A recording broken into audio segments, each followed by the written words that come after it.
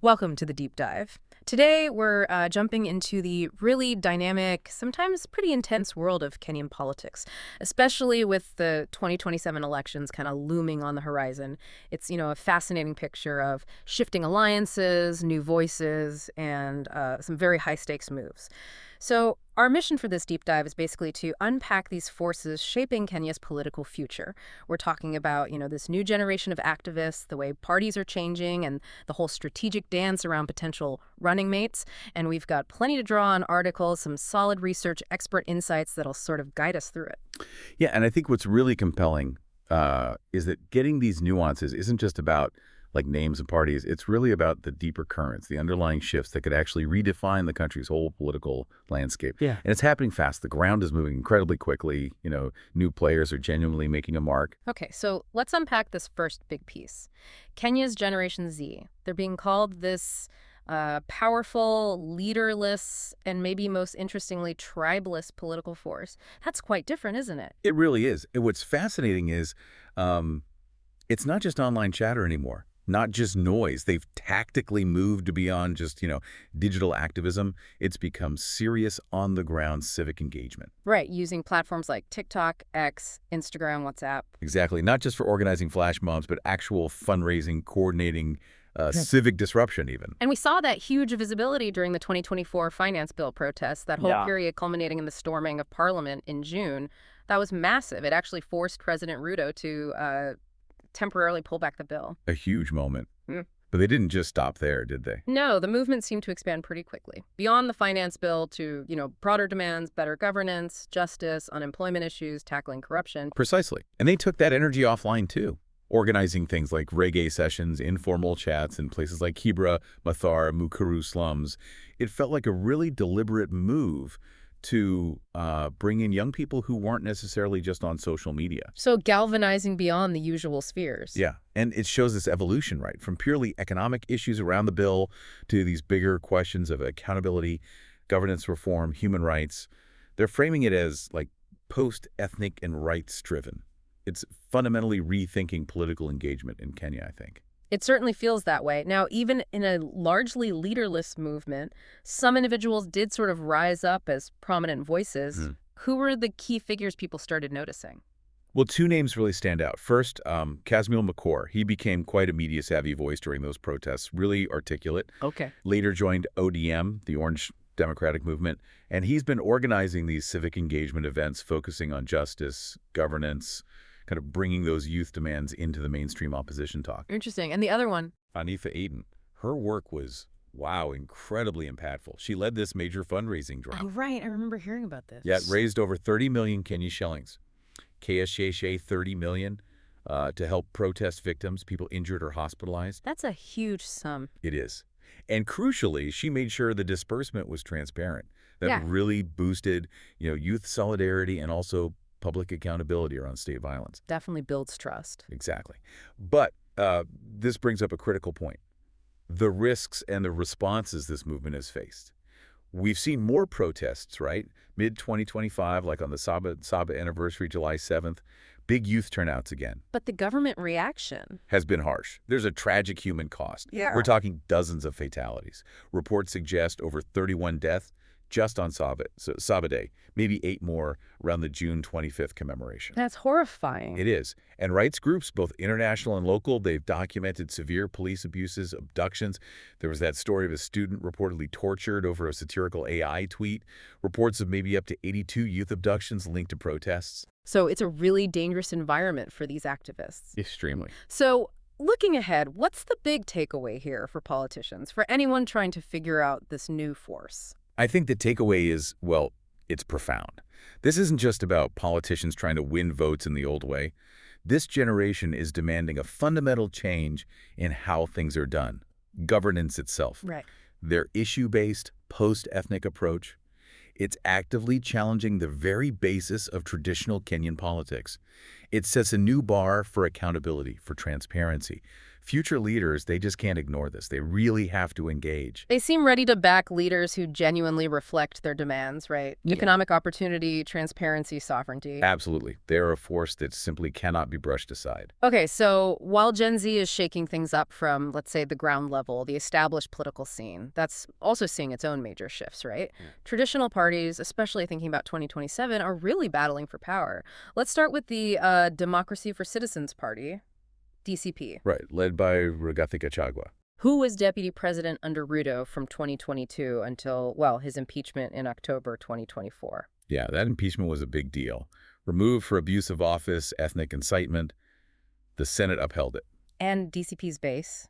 Still very much centered in Mount Kenya, wouldn't you say? Oh, definitely. Gachagua's got that populist appeal there, resonates with small business owners, landlords, the agrarian wing, tapping into those economic grievances, that sense of central Kenya identity.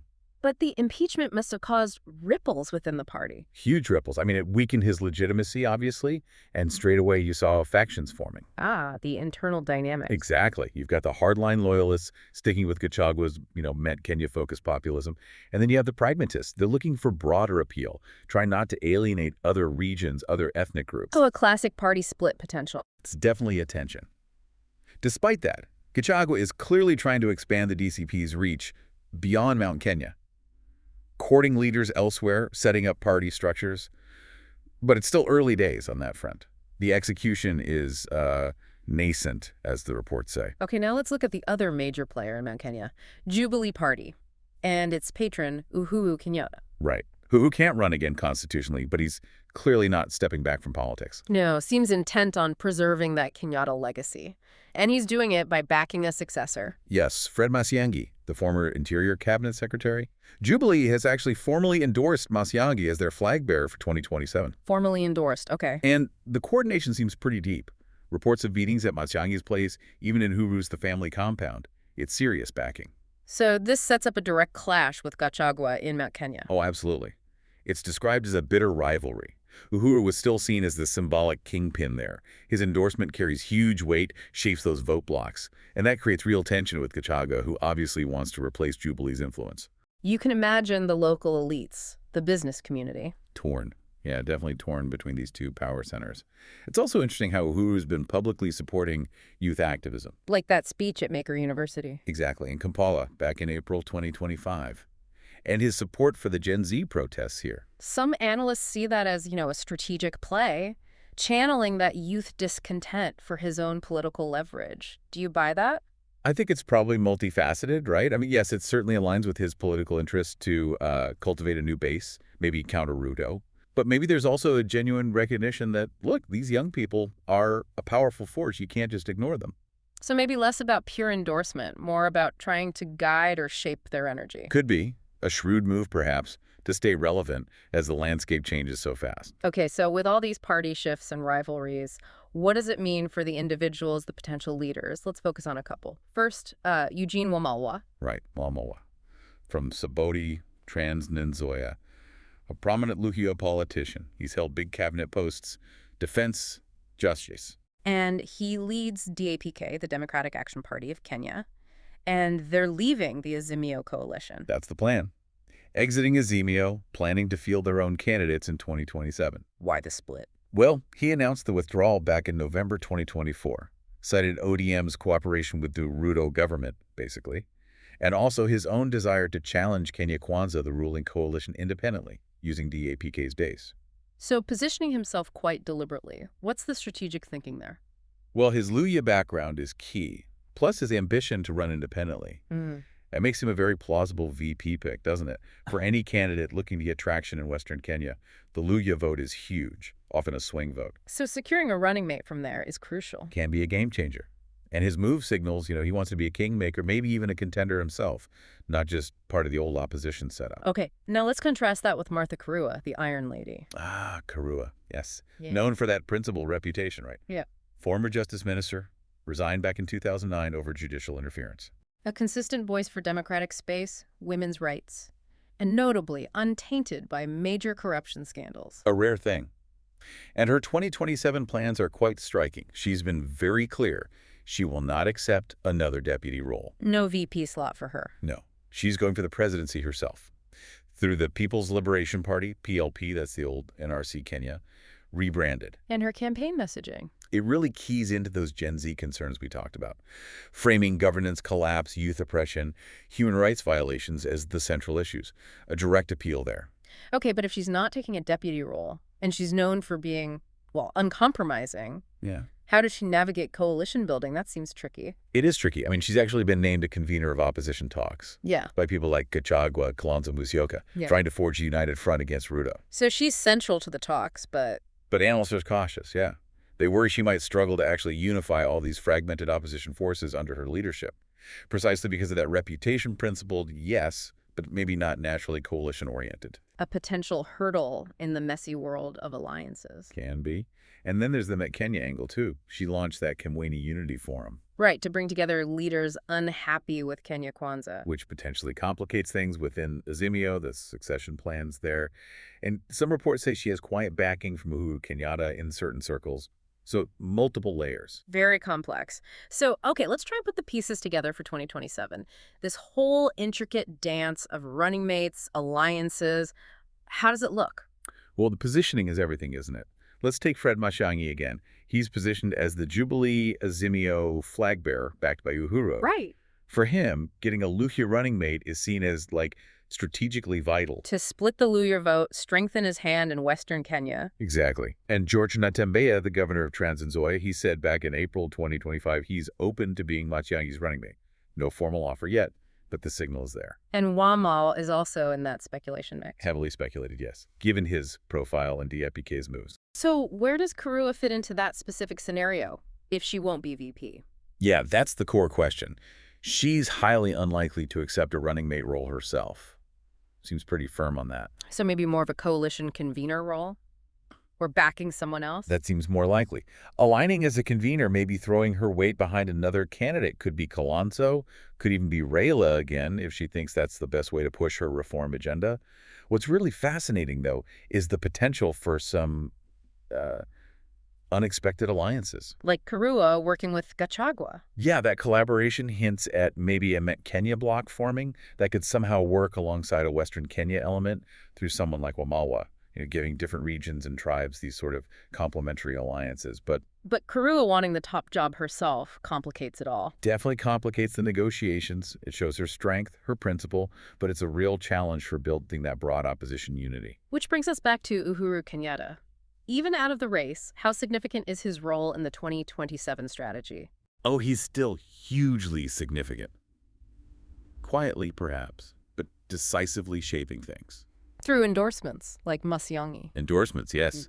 Rebuilding party structures, Jubilee, Azimio, maneuvering within coalitions, and what some call ethnic vote engineering, trying to fragment those key Luhya and combo voting blocks. Kalonzo Musyoka's community, another key demographic. Exactly. Plus his efforts mobilizing the youth. And you can't forget the context of the 2018 handshake with Raila. Right, that created Azimio. And it still positions Uhuru right at the center of opposition planning.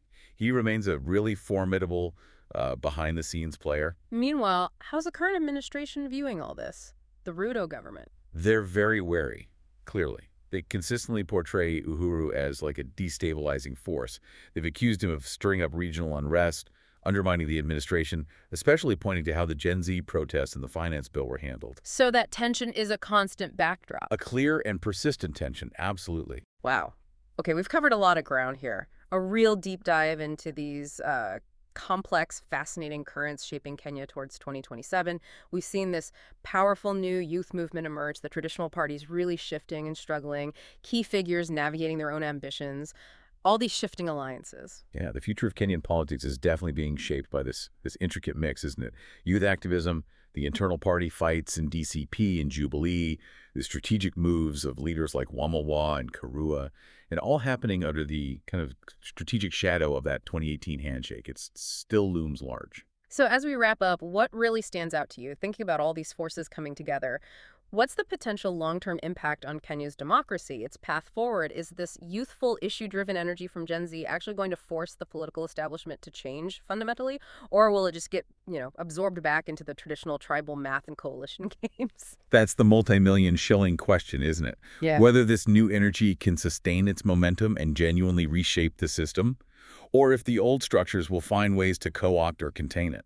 Definitely something worth watching closely as these dynamics continue to unfold. A lot to think about.